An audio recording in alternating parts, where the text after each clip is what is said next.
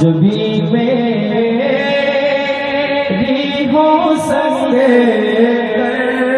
तुम्हारा या रसूल अल्लाह। হিজরি নববর্ষ 1448 উপলক্ষে চট্টগ্রামের ঐতিহাসিক লালদিঘির ময়দানে অনুষ্ঠিত হয়েছে আলোচনা সভা ও ইসলামিক সাংস্কৃতিক অনুষ্ঠান। ধর্মীয় ভাব গাম্ভীর্য, ইসলামী সঙ্গীত, আলোচনা ও দোয়ার মধ্য দিয়ে নতুন হিজরি বর্ষকে বরণ করে নেয় ধর্মপ্রাণ মুসল্লিরা। আয়োজক হিজরি নববর্ষ উদযাপন পরিষদের উদ্যোগে বুধবার বিকেল 2টায় ঐতিহাসিক লালদিঘির ময়দানে এই ইসলামিক সাংস্কৃতিক অনুষ্ঠানের আয়োজন করা হয়। উক্ত অনুষ্ঠানে ইসলামী সংস্কৃতির সৌন্দর্য তুলে ধরে হৃদয়স্পর্শী নাত, হামদ ও ইসলামী সঙ্গীত পরিবেশন করে সাত্তারিয়া ইসলামী শিল্পী গোষ্ঠী বাংলাদেশ।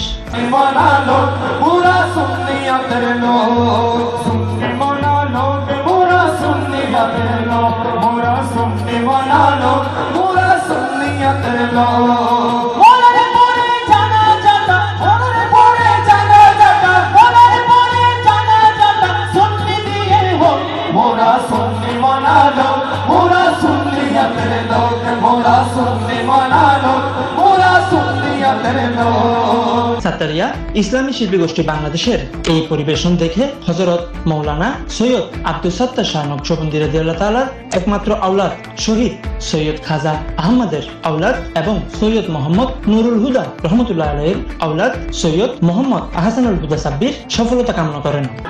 নাহমাদুহু ওয়া নুসাল্লিমু আলা রাসূলিহিল কারীম, আম্মা বাদ। ঐতিহ্যবাহী চট্টগ্রামের লালদিঘির ময়দানে হিজরি নববর্ষ পরিষদের ব্যবস্থাপনায় 1448 হিজরি নববর্ষ উপলক্ষে ঐতিহ্যবাহী দরবার রাঙ্গুনিয়া সাত্তারিয়া নকশবন্দিয়া দরবারের পক্ষ হতে এবং সৈয়দ আহসানুল হুদা সাব্বির ভাইয়ের পক্ষ থেকে আজ আমরা পরিবেশনায় আছি চট্টগ্রাম লালদিঘির ময়দানে সাত্তারিয়া ইসলামী শিল্পী গোষ্ঠী বাংলাদেশ। যত সময়ে সুন্দর কালাম পরিবেশন করেছিলাম, সকলকে আমি সাত্তারিয়া ইসলামী শিল্পী গোষ্ঠীর পক্ষ থেকে মোবারকবাদ এবং ধন্যবাদ জানাচ্ছি। বিশেষ করে সৈয়দ আহসানুল হুদা সাব্বির ভাইয়ের কৃতজ্ঞতা প্রকাশ করছি।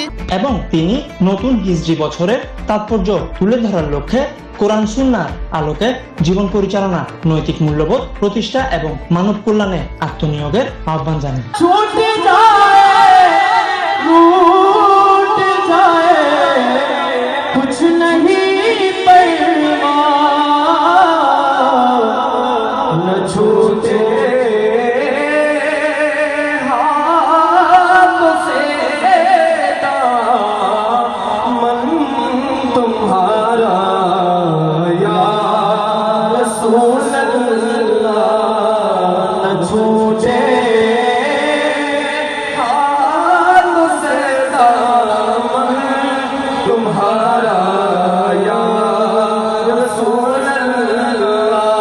আলোচনা শেষে দেশ ও জাতি এবং সমগ্র মুসলিম উম্মার শান্তি, সমৃদ্ধি ও কল্যাণ কামনা করে বিশেষ দোয়া ও মুনাজাত পরিচালনা করা হয়। হিজরি নববর্ষের এই আয়োজন মুসলিম সমাজে ইসলামী আদর্শ, ভ্রাতৃত্ববোধ এবং ধর্মীয় মূল্যবোধকে আরো সুদৃঢ় করতে গুরুত্বপূর্ণ ভূমিকা রাখবে বলে আশা করে আয়োজকরা।